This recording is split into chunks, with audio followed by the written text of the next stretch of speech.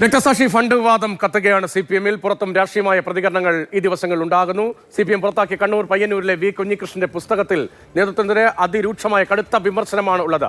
നേതൃത്വത്തെ അണികൾ തിരുത്തണമെന്ന് പുസ്തകത്തിൽ 16 അധ്യായങ്ങളിലായി പുറത്തിറങ്ങുന്ന പുസ്തകത്തിൽ കേരളത്തിലെ പാർട്ടിയിലുള്ളത് ചങ്ങാത്ത മുതലാളിത്തമാണ് എന്നതുൾപ്പെടെയുള്ള കടുത്ത ഭാഷയിലെ വിമർശനമാണ് ഉന്നയിക്കപ്പെടുന്നത്. പാർട്ടി സാധാരണ തിരഞ്ഞെടുപ്പ് പാർട്ടിയായി മാറിക്കഴിഞ്ഞു. ചങ്ങാത്ത മുതലാളിത്തം പഠിക്കാൻ കേരളത്തിലെ പാർട്ടി നേതാക്കളെ പരിശോധിച്ചാൽ മതി എന്ന പരാമർശവും പുസ്തകത്തിലുണ്ട്.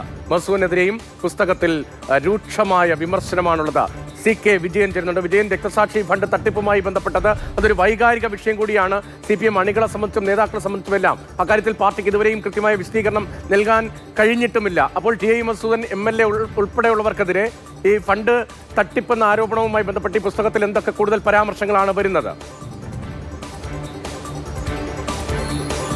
രതീഷ്, ഈ പുസ്തകം സൂക്ഷ്മമായി പരിശോധിച്ചാൽ അതിൻ്റെ ആദ്യത്തെ ഒരു ഭാഗം എന്ന് പറയുന്നത് ഈ കുഞ്ഞികൃഷ്ണനുമായി ബന്ധപ്പെട്ട കാര്യങ്ങൾ, അദ്ദേഹം ഉന്നയിച്ച പ്രധാനപ്പെട്ട പ്രശ്നങ്ങൾ ഒരുപക്ഷെ അദ്ദേഹത്തിൻ്റെ ഒരു ആത്മകഥ എന്ന് തോന്നിക്കാവുന്ന ഭാഗമാണ്. രണ്ടാമത്തെ ഭാഗം അത് ഒരു ഓഡിറ്റ് റിപ്പോർട്ടിന് സമാനമായ കണക്കുകൾ കൊണ്ടുള്ള ഒരു വിശദീകരണങ്ങളാണ്.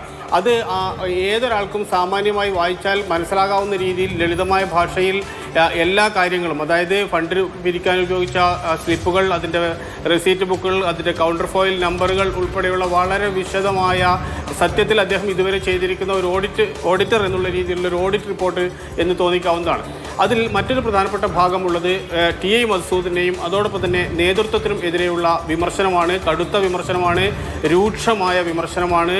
അതായത് ചങ്ങാത്ത മുതലാളിത്തം ആണ് എന്നുവരെ അദ്ദേഹം പറഞ്ഞു വെക്കുന്നുണ്ട്. അത് TI മസൂദിന് മാത്രം ബാധകമുള്ള കാര്യമല്ല, അദ്ദേഹത്തിൻ്റെ മുകളിലുള്ള കമ്മിറ്റിയുള്ള അംഗങ്ങൾക്കുൾപ്പെടെ ബാധകമായ രീതിയിലേക്കാണ് അദ്ദേഹം ഈ കാര്യങ്ങളെല്ലാം തന്നെ വളരെ വിശദമായി പ്രതിപാദിച്ചിട്ടുള്ളത്. പയ്യന്നൂരിലേത് അദ്ദേഹത്തിൻ്റെ ഭാഷ തന്നെ ഉപയോഗിച്ച് പറഞ്ഞു കഴിഞ്ഞാൽ അദ്ദേഹം എഴുതിയിരിക്കുന്നത് TI മസൂദിനെതിരെയുള്ളത് TI മസൂദിന് ബൂർഷ്വാ രാഷ്ട്രീയ ശൈലിയാണ് ഉള്ളത് എന്ന് അദ്ദേഹം പറയുന്നു. പോകുന്നിടത്തെല്ലാം ആശ്രിതരെ സൃഷ്ടിക്കും, ഇവരെ ഉപയോഗിച്ച് ഇഷ്ടമില്ലാത്തവർക്ക് എതിരെ ക്യാമ്പയിൻ നടത്തിക്കും. ഇതാണ് രണ്ട് കാര്യങ്ങൾ. മറ്റൊന്ന്, എതിർക്കുന്നവരോട് മരണം വരെ പക വെച്ച് പുലർത്തുന്ന ആളാണ് TI മധുസൂദനൻ എന്നും അദ്ദേഹത്തിന് പേരെടുത്ത് പറയുന്നു. KP മധുവിനെ ഏരിയ സെക്രട്ടറി ആക്കാൻ തീരുമാനിച്ച് TI മധുസൂദൻ്റെ താല്പര്യപ്രകാരമാണ്. അത് അങ്ങനെ തുടങ്ങി അദ്ദേഹവുമായി ബന്ധപ്പെട്ട ഒരുപാട് വിഷയങ്ങളിൽ വളരെ കൃത്യമായി ഇത്തരം കാര്യങ്ങളെല്ലാം തന്നെ പറയുന്നുണ്ട്. അതോടൊപ്പം തന്നെ ജില്ലാ കമ്മിറ്റിക്ക് വിമർശനമുണ്ട്. പ്രശ്നങ്ങൾ പലതവണ ചൂണ്ടിക്കാണിച്ചിട്ടും നേതൃത്വം ഇടപെട്ടില്ല എന്ന് പറയുന്നു.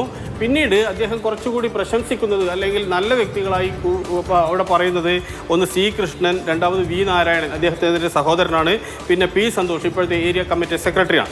ഇവർക്കെതിരെയാണ് അതിനകത്ത് പുസ്തകത്തിനകത്ത് പ്രശംസയുള്ളത്. ഇനി അതിൻ്റെ രാഷ്ട്രീയ കാര്യങ്ങളെക്കുറിച്ച് പറയുകയാണെങ്കിൽ ഈ 16 അധ്യായമുള്ള പുസ്തകത്തിൽ അദ്ദേഹം ഇത് വ്രണിത ഹൃദയത്തിൻ്റെ ഉടമയായ എൻ്റെ ആത്മനൊമ്പരമാണ് എന്നാണ് അദ്ദേഹം പറയുന്നത്. വളരെ വൈകാരികമായാണ് പുസ്തകത്തെ സമീപിച്ചിട്ടുള്ളത്. തുറന്നെഴുത്തിന് ക്ഷമാപണം, സത്യം മനസ്സിലാക്കണമെന്നൊരു അഭ്യർത്ഥന ആ പുസ്തകത്തിൽ പറയുന്നു. ഇതിൻ്റെ പ്രത്യാഘാതം എന്ത് തന്നെ ഉണ്ടായാലും ഞാൻ അതിനെക്കുറിച്ച് ആലോചിക്കുന്നില്ല, നേരിട്ട് കൊള്ളാം എന്ന് പറയുന്നു.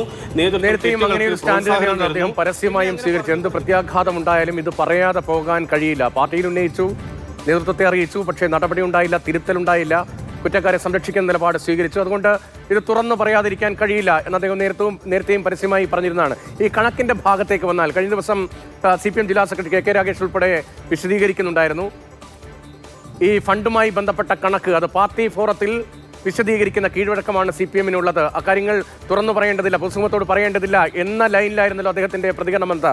ഈ ഫണ്ട് വിനിയോഗവുമായി ബന്ധപ്പെട്ട് ഈ കണക്കുകൾ, ഈ ഓഡിറ്റ് റിപ്പോർട്ടിന് സമാനമായ കണക്കുകൾ പരിശോധിക്കുമ്പോൾ പാർട്ടി നേതൃത്വത്തിന്റെ വാദവുമായി എങ്ങനെ തട്ടിച്ചു നോക്കാൻ കഴിയും വിജയൻ? ഒരു തരത്തിലും ഈ കണക്കുകളുമായി ബന്ധപ്പെട്ട് എന്തെങ്കിലും കൃത്യമായ ഒരു മറുപടി പറയാൻ CPM-ന്റെ പയ്യന്നൂർ ഏരിയ കമ്മിറ്റിക്കോ അല്ലെങ്കിൽ ജില്ലാ കമ്മിറ്റിക്കോ കഴിയുമെന്ന് തോന്നുന്നില്ല. കാരണം അത്രമാത്രം വിശദമായി ഓരോ കാര്യങ്ങളും അദ്ദേഹം എടുത്തു പറഞ്ഞിട്ടുണ്ട്. കാണാതായ ഈ റെസീറ്റ് ബുക്കുകളെക്കുറിച്ചും അതുപയോഗിച്ച് ഗൾഫിൽ ഉൾപ്പെടെ പണം പിരിവ് നടത്തിയതായ സംശയം അദ്ദേഹം പ്രകടിപ്പിക്കുന്നുണ്ട്. അതിൻ്റെ രണ്ട് ഭാഗമാണ്. ഏറ്റവും കൃത്യമായി തെളിഞ്ഞ ഭാഗം, അത് ഏതാണ്ട് 91 ലക്ഷം രൂപയുടെ വെട്ടിപ്പ് നടന്നിട്ടുണ്ട് എന്നതാണ് അദ്ദേഹം ഈ പുസ്തകത്തിൽ വളരെ കൃത്യമായി പ്രതിപാദിക്കുന്നത്. രണ്ടാമത്, ഇനി അതിനേക്കാളും എത്രയോ പണം കൂടുതൽ വെട്ടിച്ചിട്ടുണ്ടാകാം, പക്ഷേ അതിന് പൂർണ്ണമായ തെളിവ് അദ്ദേഹത്തിൻ്റെ കയ്യിലില്ല. സാഹചര്യ തെളിവുകളും അത്തരത്തിലുള്ള മറ്റു കാര്യങ്ങളും മാത്രമാണുള്ളത്. ഈ റെസീറ്റ് ഉപയോഗിച്ച് വിദേശത്തുൾപ്പെടെ പിരിച്ച കാര്യം അദ്ദേഹം അതിൽ പ്രതിപാദിക്കുന്നുണ്ട്. അതിൻ്റെ പിന്നിൽ പ്രവർത്തിച്ച ആൾക്കാരുടെ പേര് അദ്ദേഹം പറയുന്നുണ്ട്. മാത്രവുമല്ല, ഇനി ഇങ്ങനെ പണം പിരിവ് നടത്തിയതിന് മറ്റൊരു കാര്യം, ഒറിജിനലായ റെസീറ്റ് ബുക്ക് മാറ്റി മറ്റൊരു റെസീറ്റ് ബുക്കിലേക്ക് പകർത്തി എഴുതിയിട്ടുണ്ട്. അതിലാണ് ഏറ്റവും വലിയ തട്ടിപ്പ് നടന്നിട്ടുള്ളത്. ഒരുപക്ഷെ യഥാർത്ഥ പുസ്തകത്തിൻ്റെ അകത്ത് ഒരു ഉദാഹരണത്തിന് ഇപ്പോൾ 15ാമത്തെ കൗണ്ടർ ഫോയിലിൽ 10,000 രൂപയാണ് തന്നത് എങ്കിൽ അത് 1000 രൂപയാക്കി മറ്റൊരു കൗണ്ടർ ഫോയിലിലേക്ക് മാറ്റി എഴുതിയിട്ടുണ്ട് എന്നടക്കമുള്ള സംശയമാണ് അദ്ദേഹം അതുമായി ബന്ധപ്പെട്ട് പ്രകടിപ്പിക്കുന്നത്. അതെല്ലാം തന്നെ ഒരു ബാലൻസ് ഷീറ്റ് എന്ന പോലെ വരവ് ചെലവ് കണക്കുകളെല്ലാം തന്നെ കോളം തിരിച്ച് കൃത്യമായി ഈ പുസ്തകത്തിൻ്റെ അവസാന ഭാഗങ്ങളെല്ലാം തന്നെ പ്രതിപാദിക്കുന്നുണ്ട്. അല്ല, ഈ കാര്യങ്ങൾ തന്നെയാണല്ലോ പാർട്ടി നേതൃത്വത്തെ അദ്ദേഹം അറിയിച്ചപ്പോൾ സംസ്ഥാന നേതാക്കൾ ഉൾപ്പെടെയുള്ളവരുമായി ഇക്കാര്യം ആശയവിനിമയം നടത്തി ഈ വിവരങ്ങൾ പങ്കുവച്ചിരുന്നുവെന്ന് അദ്ദേഹം വ്യക്തമാക്കുന്നുണ്ടല്ലോ. ഈ പുസ്തകത്തിൽ മറ്റേതെങ്കിലും പ്രധാനപ്പെട്ട ഇപ്പോൾ ടി മസൂദിൻ്റെ പേരുണ്ട്, അവിടുത്തെ ഏരിയ സെക്രട്ടറി അടക്കമുള്ളവരുടെ, നേരത്തെ ഏരിയ സെക്രട്ടറി ആയിരുന്നവരുടെ ഉൾപ്പെടെ പേരുകളുണ്ട്. മറ്റേതെങ്കിലും പ്രധാനപ്പെട്ട നേതാക്കൾക്ക് ഈ പണപ്പിരിവിലും അതിൽ ഈ റെസീറ്റിൽ ഉൾപ്പെടെ ക്രമക്കേട് നടത്തിയാലും പങ്കുണ്ട് എന്ന സംശയമോ അല്ലെങ്കിൽ അത്തരം പേരുകളോ ഉണ്ടോ? എന്തുകൊണ്ട് പാർട്ടിയെ ബോധ്യപ്പെടുത്തിയിട്ടും ഈ കണക്ക് പാർട്ടിക്ക് ബോധ്യപ്പെടാതാകുന്നു എന്നൊരു ചോദ്യം കൂടി അന്തരീക്ഷത്തിൽ അവശേഷിക്കുകയല്ലേ? അതാണ് അദ്ദേഹം ഈ ചങ്ങാത്ത മുതലാളിത്തം എന്ന പദം കൊണ്ട് ഉദ്ദേശിച്ചിട്ടുള്ളത്. അതായത് ആർക്കെങ്കിലും ചങ്ങാത്ത മുതലാളിത്തത്തെക്കുറിച്ച് പഠിക്കണമെങ്കിൽ അവർ കേരളത്തിലേക്ക് വരികയും കേരളത്തിലെ CPMൻ്റെ നേതാക്കന്മാരെ പഠിക്കുകയും ചെയ്താൽ മതി എന്ന് അത്രമാത്രം രൂക്ഷമായ ഭാഷയിൽ അദ്ദേഹം അതിൽ പ്രതിപാദിക്കുന്നുണ്ട്, അതിൽ കൃത്യമായി അതിൽ പറയുന്നുണ്ട്. അപ്പോൾ അങ്ങനെ നോക്കുമ്പോൾ ഈ കണക്ക് യഥാർത്ഥത്തിൽ ഈ കണക്ക് വെട്ടിപ്പിൻ്റെ ഒരു കേന്ദ്രം എന്ന നിലയിലാണ് ഇപ്പോൾ പയ്യന്നൂർ ഏരിയ കമ്മിറ്റിയും അതിൻ്റെ തലവൻ എന്നുള്ള നിലയിലാണ് ടി ഐ മസൂദിനെയും പറയുന്നതെങ്കിൽ അതിൻ്റെ ചുറ്റുപാടുമായി അതിൻ്റെ പെരിഫറലുകളായി ആർക്കൊക്കെ ബന്ധമുണ്ട് എന്ന കാര്യത്തിൽ അദ്ദേഹം പറഞ്ഞു വെക്കുന്നുണ്ട്. പക്ഷേ അത് പേരെടുത്തല്ല, അതിൻ്റെ സാഹചര്യ തെളിവുകൾ അനുസരിച്ചാണ് പറയുന്നത്. ഇനി അതിന് പുറമെ ഇതിനൊക്കെ സംരക്ഷണം നൽകുക വഴി നേതൃത്വം അതിന് കൂടെ നിൽക്കുന്നു.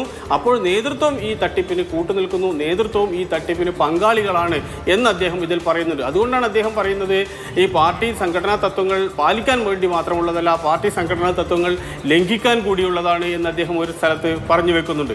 അപ്പോൾ സ്വാഭാവികമായും ഇത് ടി ഐ മസൂദിലേക്ക് കൂടിയാണ് ഈ കാര്യങ്ങൾ പറയുന്നതെങ്കിൽ കൂടിയും ടി ഐ മസൂദിനെ സംരക്ഷിക്കുന്ന നേതാക്കൾക്ക് കൂടി ഈ അമ്പുകൾ കൊള്ളുന്നുണ്ട് എന്നാണ് ഈ പുസ്തകം വായിക്കുമ്പോൾ നമുക്ക് മനസ്സിലാവുക.